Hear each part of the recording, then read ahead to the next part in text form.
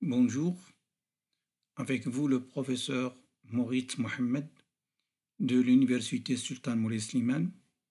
Cette vidéo présente le principe de la commutation dans les réseaux de télécommunications. Les télécommunications comprennent deux grandes parties, la commutation et la transmission. La commutation permet de commuter deux interlocuteurs ou plus et peut être assurée par exemple par le PSTN, le RNIS, les réseaux GSM, les réseaux UMTS et les réseaux LTE. Cependant, la transmission met à la disposition des utilisateurs les moyens et les protocoles pour le transport et la transmission de données tels que la PDH, la SDH, la WDM, la DWDM, la FH, etc. Nous nous intéressons dans cette vidéo plutôt à la commutation. Les commutations les plus utilisées aujourd'hui sont la commutation de circuit, la commutation de paquets, la commutation de circuits virtuels, la commutation de cellules et la commutation de labels. La commutation de circuit est utilisée dans les réseaux GSM, RTC, RNIS.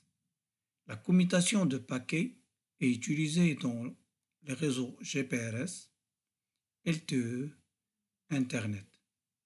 La commutation de circuits virtuels utilisée dans l'ATM, dans les réseaux MPLS, dans les réseaux X25. La commutation de cellules est utilisée dans l'ATM, alors que la commutation de labels est utilisée dans les réseaux MPLS.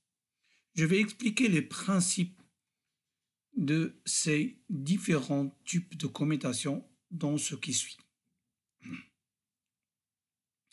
Dans la commutation de circuit, on établit un lien de bout en bout avant le début de la transmission des paquets.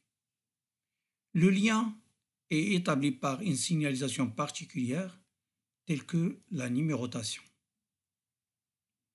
Le lien est totalement réservé à la communication et pendant toute la durée de la communication.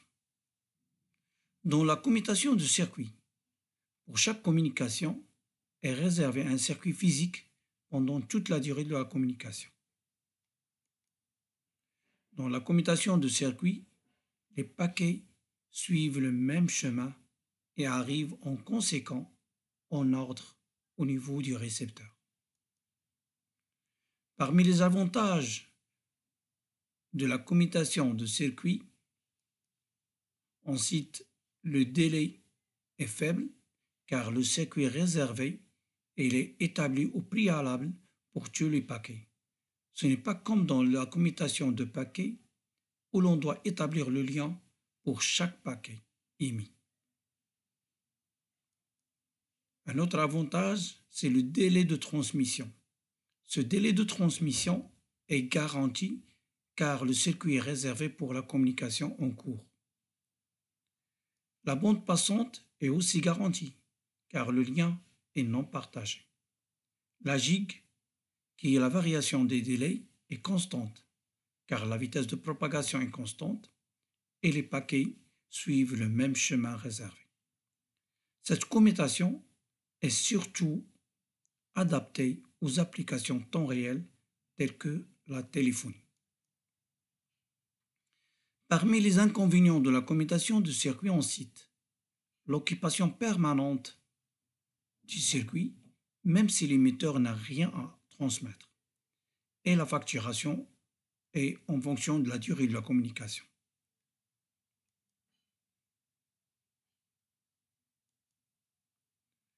Dans la commutation de paquets, les données à transmettre sont découpées en des paquets de taille bornée. On n'établit pas le lien de bout en bout On cherche uniquement le prochain saut.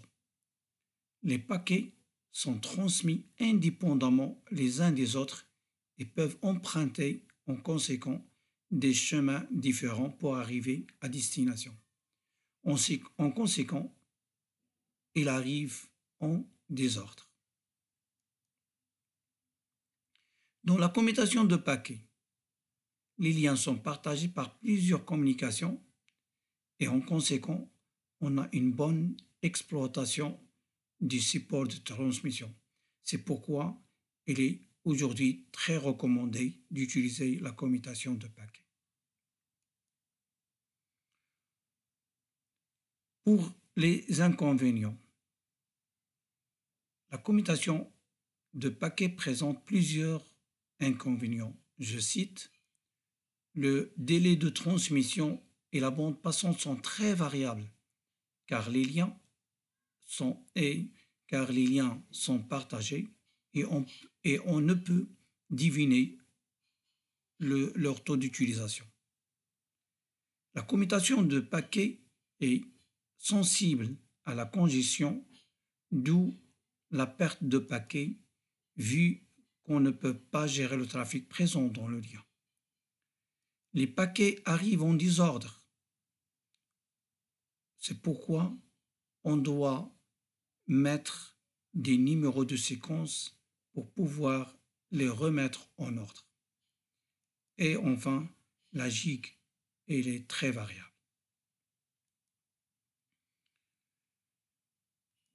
Dans la commutation de circuits virtuels, le lien est partagé et les paquets issus du même message suivent le même chemin. Donc la commutation de circuits virtuels combine l'avantage de la commutation de circuits qui est les paquets suivent le même chemin et l'avantage de la commutation de paquets qui est le partage des liens. En conséquent, la gig est légèrement variable. Cette faible variation du délai est due au délai d'attente au niveau des nœuds de commutation.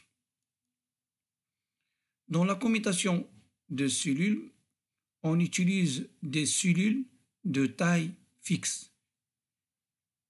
La cellule comprend 48 octets de données et 5 octets pour l'entête. Parmi les avantages de la commutation de cellules, on cite le délai de transmission qui est faible grâce à la très faible longueur de la cellule. Ceci est très demandé en fait dans les applications temps réel. Des petites cellules réduisent les délais d'attente pour des cellules prioritaires au niveau des nœuds de commutation. Des petites cellules peuvent être commutées plus rapidement par des commutateurs. La commutation de label consiste à acheminer les paquets sur la base d'une étiquette ou label. Cette étiquette est de faible taille. L'analyse d'un label de faible taille au lieu de l'entête IP qui a une taille considérable réduit bien sûr la latence.